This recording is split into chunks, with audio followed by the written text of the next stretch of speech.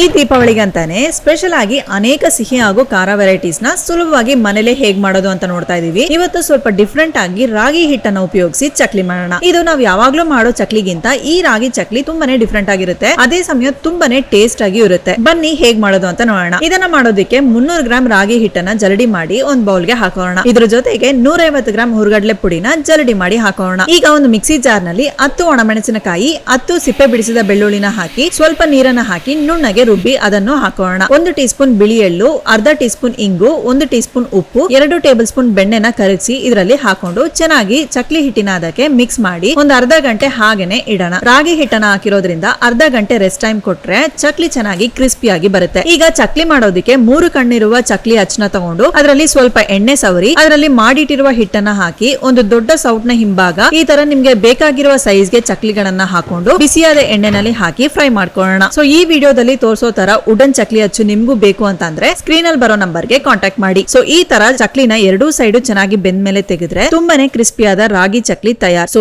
ಈ video ಇಷ್ಟವಾಗಿದ್ರೆ like ಮಾಡಿ, foodie ಕನ್ನಡನ ಫಾಲೋ ಮಾಡಿ.